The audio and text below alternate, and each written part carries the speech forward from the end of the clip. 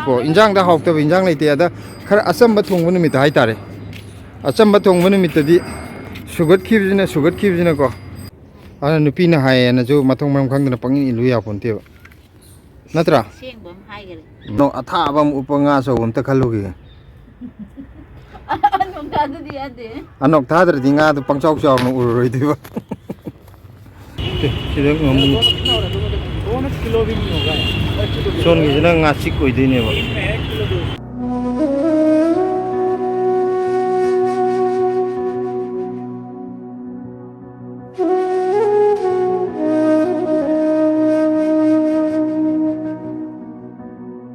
Makoi hingon je hangam ju sumlo salam ni na amok so nakanda hangam thamam bado hoji am ta leitre punghang hange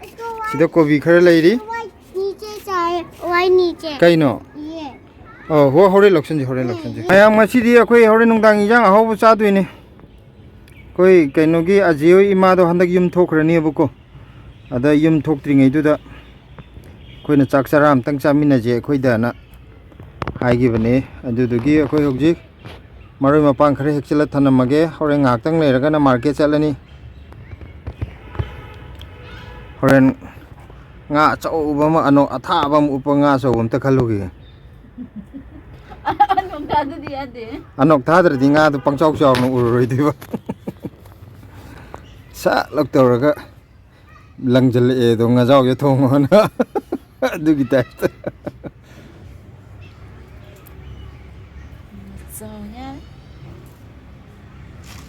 la o sunakanda ngam di don ge ngam si horen de hangama mi ro lage nga ma thongage adu dagi atopana khara macha masu kari kari yaw ya bdu yengage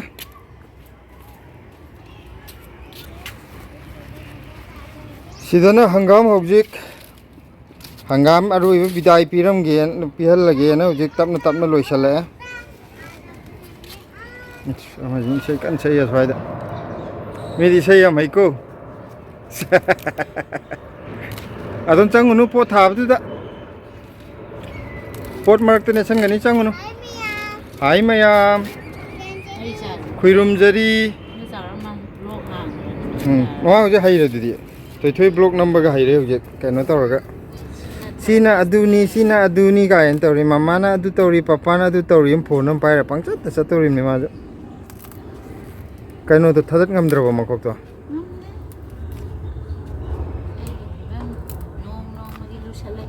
mane masak motok sum phaja thore khare lairaga silana oirkado phibam dai horen ulake zaning bane ama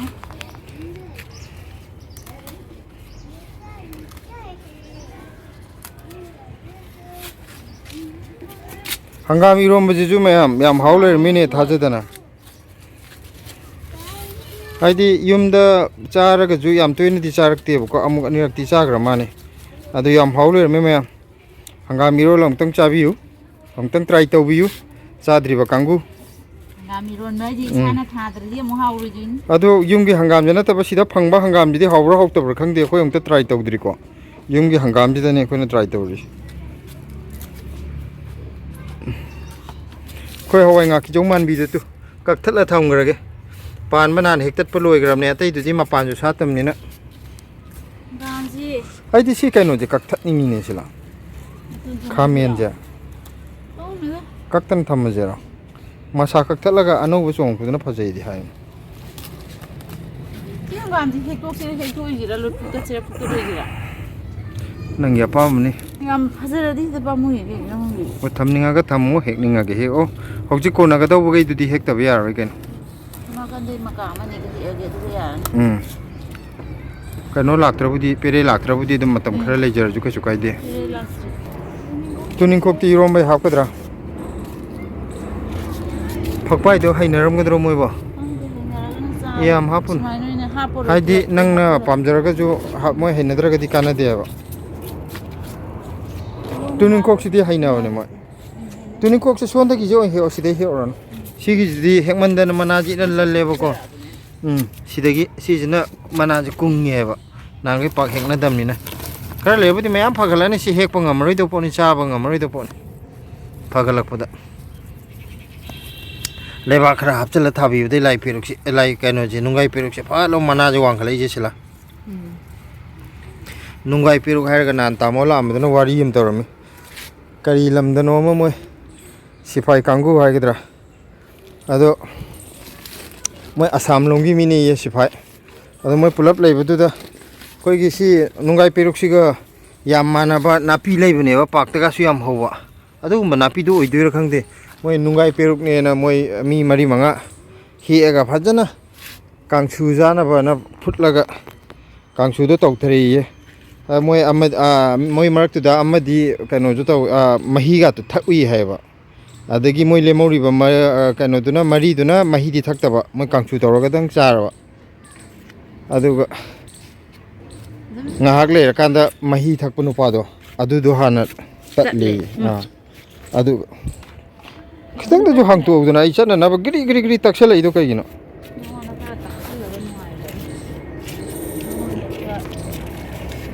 adu kaino do moy ama mahi thakpu do han ihan hana sire aduga lemori ba moy mari du ju loin si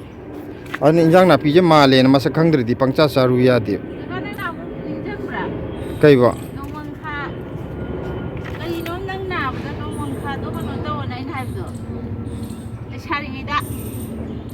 lấy xài ngay từ nắng nó nồng mà khác cái đồ hay vợ à anh nông bằng khá hậu ra nơi nông khá đi hậu thì màn và đi hậu hay nó làm đó màn mà đi em hậu này pa mi cho màn nó màn nào màn thì hậu là đi ôi lòng cái đi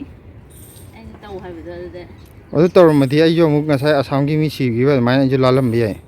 아나 누피나 하에나 저 마통만 강도나 빵이 루야 본대요 나더라 시행범 하이게 복조이제 마탁시다 탐바이 실라니 얌 파제이 마디 시에데 좀 나오그래 시 그이노지 마밍제 복조이주 거 마네코 아이나 사이 그이노도 네타주 영보다 복조이주 하이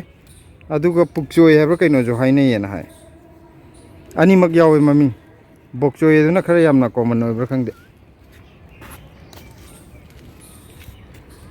अखोइदि हानजु खंगदेदा ममिंगा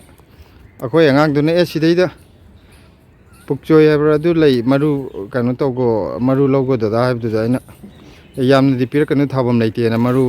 मंगा तुखक लौरकपनि अदुदा पामी मंगा होगलकपा चारादो अदुदुन थाबदुदगी मंगा मक लोइना फजना हौरे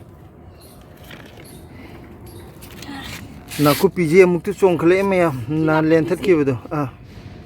ai kano sawa ngamdana खजिंग कांगो हाइबदरा खजिंग योनबा निमित्त चा तारेना अचौबुजु चानिंग दे ये मकुप तुदि काय दे लौगदेनो दुकान खजिंग दुगा चाबि यानी कइनोगी अमा मकुप मकुप अखोइगी दुकान ना मोइसिगी कइनो तौबदो थुमयापि मानबा नतबा अमा लेबिदो खंब्रा युमदगी दुकान दा फंगबदो अदु खितंग लौरगा अदुगा चाबदि दम हाउनी हंदक युमदगी पवा मुक्तंग हापो हाइजरो माया मखोइगी कइनोजिगी टेरेस गार्डन की नुंगाइबा पाव अमा हायरगदि को तखेलै अनोब तु चोंखलै हंदक तखेलै थाबने बनिंग थम तावबिदु लोइ पटखरबा अदो अइना येंगु तु सिदा चोंखलै तु मया सिना तखेलै अंगांग बिदो ओर माने अदुगा सिजुना तु सिजुना तखेलै अंगौबा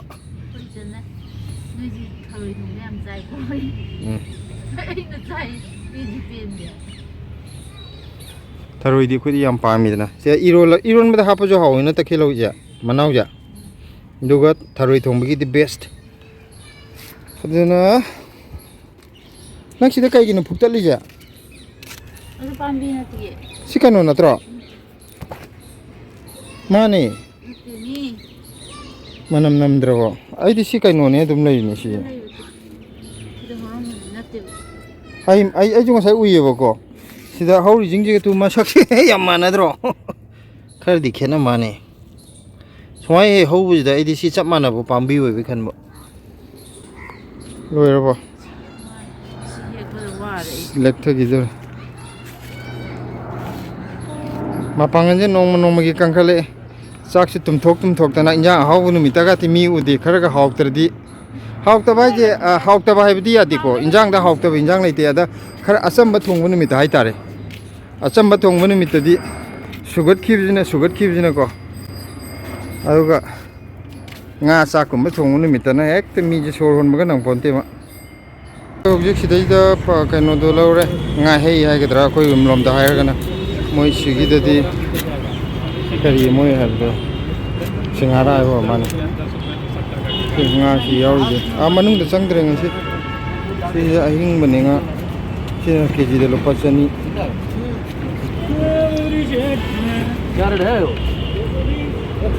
nga ulake ko ngamu ga si am yauri sidaida sida ngamu son gi jina nga sik koi dine ba nga sik laire ngamu laire sidana hojiki nga kaino je laire koi nga hai hai gedra singara moi gi tani singara haire sigi je saring man biri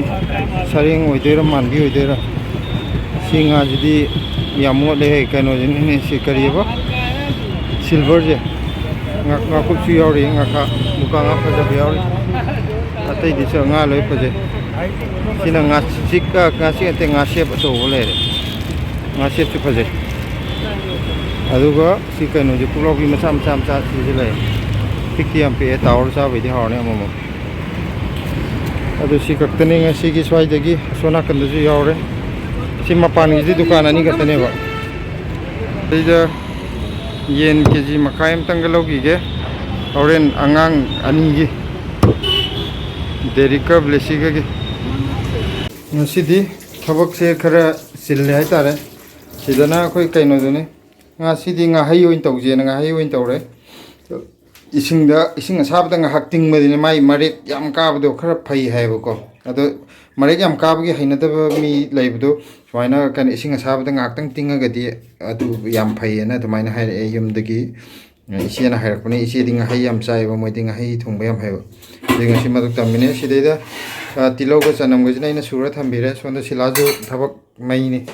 mai hore ngasi sidi mai ne to ngasage video nangbaga sangnadrabani champuti loire sidaida champut sida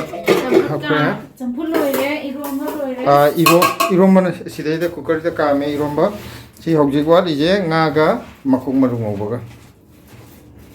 makuk maru je mong yengage kaiguma tokdradi kaigino da angang gi yenju muwali buko thongdobo moidi nga chaba hitabnina yen thok mayam sina hangam iromani hangam ji iromba yam haule me aina nga sajung haigram ni ko de hanjana jan haina hair puje hawine haije haji thajadana hawboga yamna hawdo adunida koi chijna kanone maroi napak pidu manado khoi kitang kitang sudokpa natradi thaw ngawda ko thaw yeibada per kapudo adugi nga khara suduine sijina akhoi gi awa phadigom do samaroi haina budo adu leire sida hari bob leire akhoi ujik thaw ngabo maroi ngokthabo re kanone silana ngahi thongbaje handak ngasina aham oidera amta thongdriba sina amani aine sina ahamba thongmo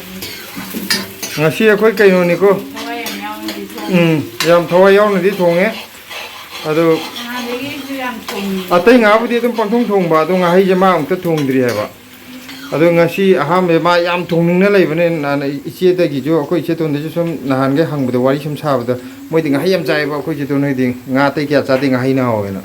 je moi de jo kamai thong khole na hangaga sila ju yam thongna ngai leiramane adu horen yengani ma ho atop nga thongbuda budi yam hawna thonge ado nga hai ja ahan bani na ko haidi nga de kitang thena bani mayam thawai na bu yawna thongadi dum hawju yaida ado yenga je hore aina haijabida khari tawrakani ko ai gi khonde borom leidare ai ware ai sabe wabe ade ai khon tan nan mari kitang waradi makon thokte ba akhoi gi makon siraga pura kanu tawba atai enti ngasai khoina market te kai chalu do adu jo yamane asi khong khari yam jali do sila nakutu nadro na tai ai tawira ni kuira si maki je korokone ne matana on me ade do mai leidare sidana event do imoinu gi jaga leire akhoi gi